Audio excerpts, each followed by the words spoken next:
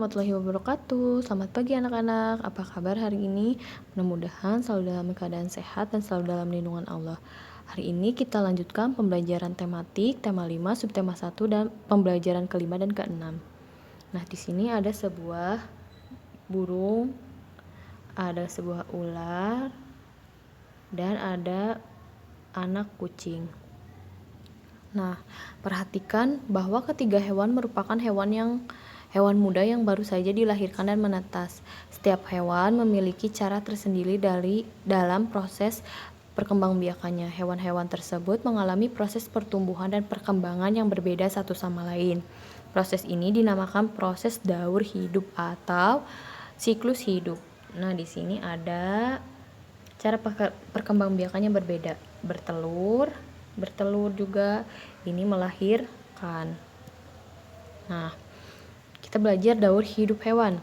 Hewan sebagai salah satu komponen ekosistem memerlukan lingkungan yang baik untuk perkembangbiakan. Perubahan ekosistem dapat mempengaruhi perkembangbiakan.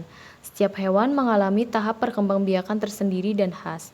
Tahap pertumbuhan dan perkembangan suatu hewan disebut daur hidup. Di dalam daur hidup, ada hewan yang mengalami perubahan bentuk, ada yang tidak. Hewan yang mengalami perubahan bentuk pada tahap tumbuh kembangnya disebut mengalami metamorfosis. Hewan apa sajakah yang mengalami metamorfosis dan tidak mengalami metamorfosis? Berdasarkan perubahan bentuknya, metamorfosis itu dibedakan menjadi dua, yaitu metamorfosis sempurna dan tidak sempurna. Metamorfosis sempurna terjadi ketika hewan mengalami perubahan bentuk yang sangat berbeda pada setiap tahap perkembangannya. Contohnya itu, metamorfosis sempurna itu adalah katak dan kupu-kupu. Kupu-kupu berkembang biak dengan cara bertelur. Kemudian, telur menetas menjadi ulat atau lapa yang aktif mencari makan. Setelah itu, cukup mendapat makanan, ulat berubah menjadi pupa atau kepompong yang tidak bergerak atau melekat pada bagian pohon. Nah, pupa merupakan masa istirahat persiapan menjadi kupu-kupu dewasa. Nah, kupu-kupu berkembang biak dengan cara bertelur, lalu berubah menjadi ulat. Setelah menjadi ulat, lalu menjadi pupa atau kepompong. Nah, setelah itu pupanya menempel, lalu akan berubah menjadi kupu-kupu dan menjadi kupu-kupu dewasa. Nah, perubahannya sangat signifikan dari telur jadi ulat, lalu jadi kupu-kupu yang sangat cantik. Nah, metamorfosis tidak sempurna terjadi pada hewan yang mengalami perubahan bentuk yang tidak terlalu berbeda pada setiap perkembangannya. Hewan kelompok ini tidak mengalami fase larva dan pupa. Nah, contoh hewan yang mengalami metamorfosis tidak sempurna adalah kecoa. Kecoa berkembang biak dengan cara bertelur. Telur kecoa menetas berubah menjadi kecoa muda, disebut dengan nimpa.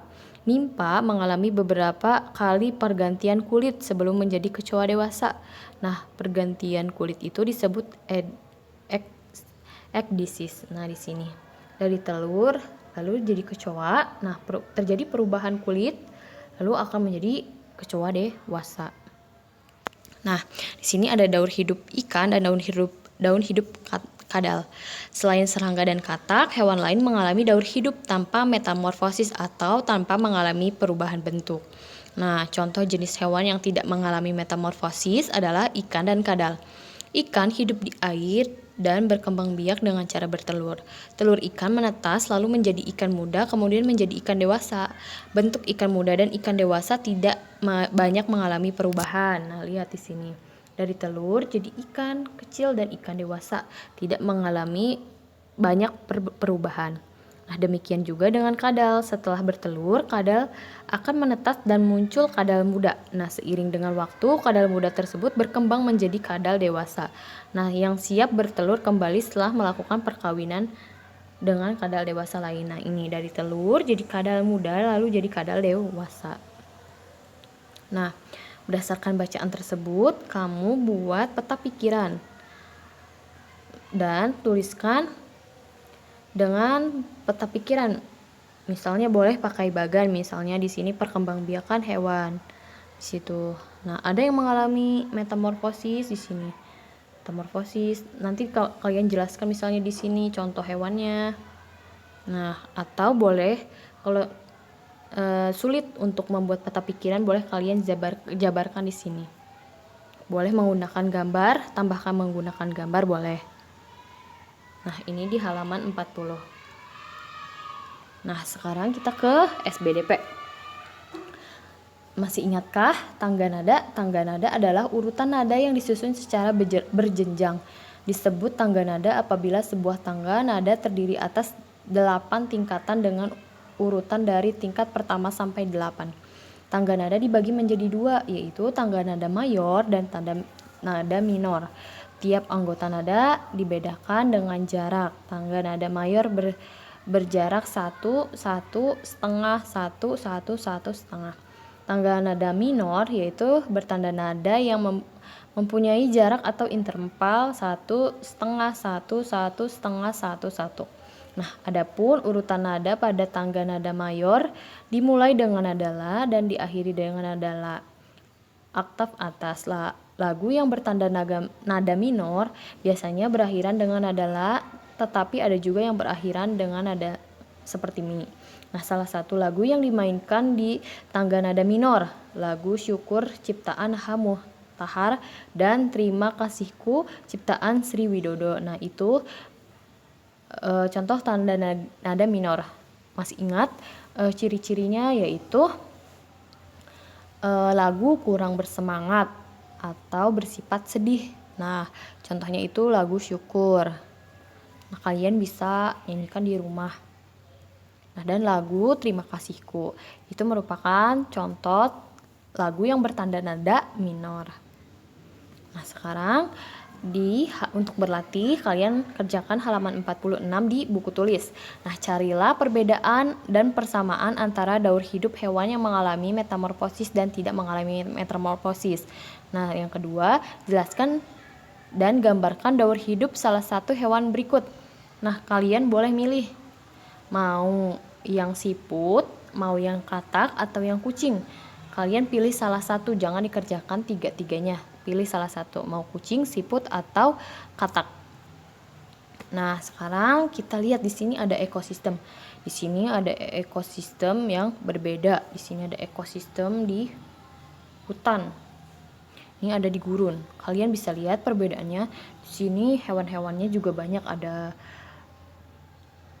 kerbau, ada bebek, ada katak, ada tupai, ada burung, ada pohon-pohon yang banyak, ada ikan, tanamannya subur. Nah, sedangkan di gurun tandus, tanamannya sedikit, ada kaktus, tanaman yang khas, ada unta. Nah, kalian bisa lihat perbedaannya dengan jelas. Nah, kita ke perubahan ekosistem.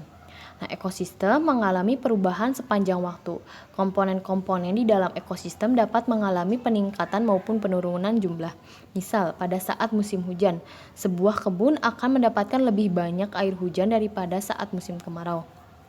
Tanaman tumbuh dengan baik. Tikus-tikus tanah juga akan mendapat lebih banyak makanan daripada biasanya. Kondisi ini akan meningkatkan populasi tikus tanah di kebun tersebut. Nah, peningkatan jumlah tikus tanah akan mengakibatkan peningkatannya populasi ular tanah. Peningkatan ini disebabkan ular tanah mendapatkan banyak makanan berupa tikus tanah pada musim itu. Nah, pada musim kemarau, air hujan yang turun di kebun tersebut tentu berkurang. Tanaman tumbuh lebih lambat. Makanan yang dihasilkan juga lebih sedikit. Keadaan ini akan mengakibatkan penurunan populasi tikus tanah yang memakan tanaman di kebun itu. Akibatnya populasi ular tanah pun akan berkurang karena berkurangnya sumber makanan pada musim itu. Nah, ekosistem mengalami perubahan baik secara alami maupun karena kegiatan manusia. Perubahan musim seperti dijelaskan di atas merupakan salah satu contoh perubahan alami. Selain musim, hal yang termasuk faktor perubahan alami adalah bencana alam berupa gunung meletus, gempa, tanah longsor, kebakaran hutan, tsunami, angin ribut, dan banjir. Manusia dapat menjadi faktor penyebab terjadinya perubahan ekosistem. Manusia melakukan berbagai kegiatan untuk memenuhi kebutuhan hidupnya. Misalnya, pembukaan lahan hutan untuk dijadikan sawah dan perkebunan akan mengubah ekosistem. Nah, kegiatan manusia yang dapat menimbulkan pencemaran lingkungan dapat mengubah keseimbangan ekosistem. Masih banyak lagi kegiatan manusia yang dapat mengubah ekosistem. Contohnya penebangan hutan secara liar. Nah, itu akan mengubah ekosistem di suatu daerah tersebut. Hutan menjadi gundul, suplai makanan untuk hewan-hewan akan berkurang karena kan pohon-pohon tersebut ditebang, serta akan menimbulkan bencana karena hutan-hutan tersebut ditebang dengan secara liar. Ketika terjadi hujan, maka pohon-pohon tersebut tidak dapat menyerap air hujan tersebut. Nah, bisa terjadi longsor juga. Nah, berdasarkan bacaan di atas, perhatikanlah setiap pokok pikiran dari paragraf tersebut. Garis bawahi informasi penting yang terdapat di dalamnya, lalu buatlah sebuah peta pikiran. Nah, kalian rangkum di sini. Kalian baca ulang, lalu kalian pahami apa yang telah kalian pahami setelah membaca teks tersebut, lalu kalian tulis di halaman 50. Nah, untuk berlatih, kalian kerjakan halaman 52. Nah, yang pertama itu apa saja penyebab terjadinya perubahan ekosistem. Yang kedua, kegiatan manusia seperti apa saja yang mempengaruhi ekosistem. Yang ketiga, usaha-usaha apa saja yang telah dilakukan masyarakat Indonesia untuk mempertahankan NKRI. Serta sebutkan paling sedikit 2 lagu yang bertanda nada mayor dan minor. Nah, sekian pembelajaran untuk hari ini. Apabila ada yang kurang dimengerti atau dipahami, boleh tanyakan langsung pada Ibu. Ditutup wabillahi taufiq wal hidayah. Wassalamualaikum warahmatullahi wabarakatuh.